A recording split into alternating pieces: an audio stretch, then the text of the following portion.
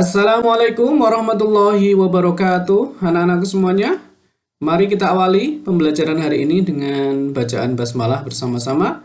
Bismillahirrahmanirrahim. Nah, hari ini kita akan melanjutkan muatan bahasa Indonesia, yaitu pantun ya. Di video sebelumnya, pembelajaran sebelumnya kita sudah membahasnya, dan kita akan membahas bagaimana cara membuat pantun, menentukan tema, dan lain-lain. Oke, simak videonya sampai akhir. Jangan sampai ada yang terlewatkan ya anak-anak ya. Nah, yang pertama kita ulangi bahwa syarat pantun adalah yang pertama adalah dalam satu bait terdiri dari 4 baris. Nah, ini. Yang kedua, baris pertama dan kedua ini berisi sampiran. Baris ketiga dan keempat merupakan isi ya. Dan banyak suku kata, tiap baris 8 sampai 12 suku kata. Dan bersajak ABAB. Ini syarat pantun ya. Jadi nanti ketika membuat pantun, silahkan syarat-syarat ini dipenuhi. Terdiri dari 4 baris. Baris pertama dan kedua berisi sampiran, baris ketiga dan keempat merupakan isi, dan banyak suku kata 8 sampai 12 suku kata. Kemudian bersajak ABAB. Nah, yang pertama adalah menyusun pantun. Bagaimana cara menyusun pantun?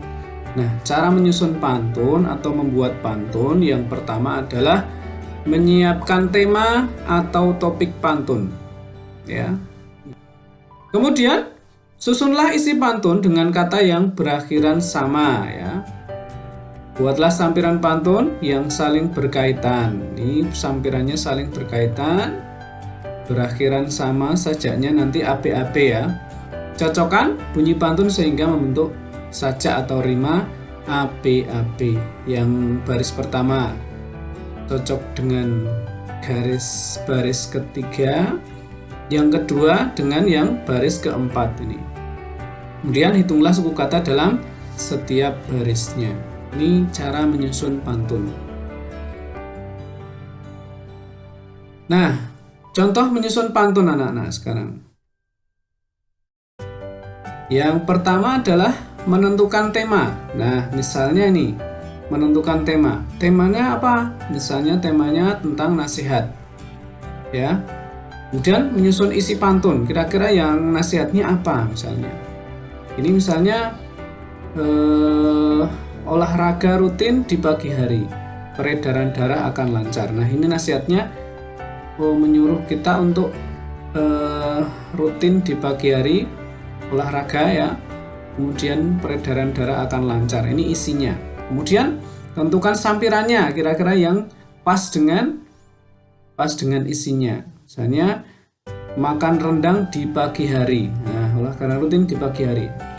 Ri. Nah, ini kemudian jangan lupa diberi acar.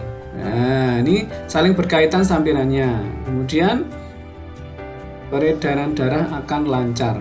Nah, kemudian mencocokkan rima dan hitung suku katanya. Nah, makan rendang di pagi hari. Ri. Jangan lupa diberi acar. Olahraga rutin di pagi hari. Ri. Peredaran darah akan lancar. Nah, ini. Jadi sampirannya dibuat, dicocokkan sajaknya atau rimanya dengan bagian isi. Itu ya cara membuat pantun. Kemudian menentukan isi pantun. Nah, pantun itu kan terdiri dari apa kemarin anak-anak? Sampiran dan isi. Nah, ini sampiran ini berfungsi untuk apa? Mengantarkan rima atau sajak untuk memudahkan pendengar memahami isi pantun. Dan isi pantun berfungsi untuk apa? Menjelaskan maksud dan tujuan dari pantun. Kemudian ada lagi yang tidak kalah penting, yaitu pesan atau amanat pantun. Ini merupakan pesan moral atau sesuatu yang ingin disampaikan penulis pantun kepada pembacanya. Ini juga penting ya. Apa yang akan disampaikan dalam pantun tersebut, ya. Nah, cara menentukan isi dan amanat pantun ya. Yang pertama apa? Membaca baris ketiga dan keempat yang merupakan isi pantun. Nah, yang dibaca baris untuk menentukan isi, maka dibaca baris ketiga dan keempat ya. Kemudian memahami teks pantun terutama isi pantun. Dan menentukan pesan atau amanat pantun dengan bahasa sendiri. Kira-kira apa yang ingin disampaikan ya. Nah, itu amanat isi dan amanat pantun. Nah, contoh amanat pantun nih. Di sini ada Pak Guru memberikan contoh pantun teka-teki ya. Ini pantun teka-teki. Pagi-pagi pergi ke kebun menebas rumput pakai parang. Waktu siang matanya rabun, waktu malam matanya terang. Nah, ini teka-teki. Kira-kira apa ya? Yang waktu siang matanya rabun, waktu malam matanya terang. Nah, maka makna pantun tersebut adalah hewan pada siang hari kurang jelas, malam melihat dengan baik adalah. Nah, jawabannya apa? Burung hantu. Ini teka-teki. Nah, ini yang dilihat isinya ini terus ditebak nanti ya. Ini pantun teka-teki. Pantun kiasan. Naik perahu dekat kemudi, betapa harum bunga selasih, elok nian resminya padi, makin tunduk makin berisi. Nah, kira-kira apa isinya atau amanat pantunnya? Nah, elok nian resminya padi, makin tunduk makin berisi. Pelajaran dari padi, semakin kaya atau semakin pandai akan semakin merendah. Ini diibaratkan padi, semakin padi itu semakin berisi maka dia akan semakin menunduk. Sama dengan orang yang semakin kaya atau pandai akan semakin merendah, tidak sombong. Itu ya contoh amanat pantun. Nah, sekarang apa persamaan dan perbedaan pantun dengan syair ya? Persamaan dan perbedaan pantun dengan syair. Syair itu juga terdiri dari 4 baris. Suku katanya juga 8 sampai 12 suku kata. Tetapi perbedaannya apa? Perbedaannya pada sajak atau rimanya. Kalau pantun AB, kalau syair A. Jadi sama semuanya. Misalnya ar semuanya. Kalau I semua 4 barisnya semua sama. Dan letak isinya. Nah, kalau pantun hanya di baris ketiga dan keempat, tetapi jika syair ini semua baris adalah isinya, ya. Jadi isinya terletak di semua baris. Kalau pantun hanya baris ketiga dan keempat, yang 1, 2 sampiran hanya pengantar saja. Kalau ini semuanya isi, ini syair. Syair ini juga termasuk puisi lama, anak-anak ya. Nah, syair ini juga termasuk puisi lama, tapi perbedaannya hanya di sajaknya dan isinya. Isinya di baris ke-1 sampai ke-4. Isi dan amanat ini nasihat, teka-teki dan lain-lain. Isinya kalau syair khusus nasihat saja. Nah, ini. Oke ya, paham ya, Nana ya? Nah, jenis pantun berdasarkan bentuknya sekarang.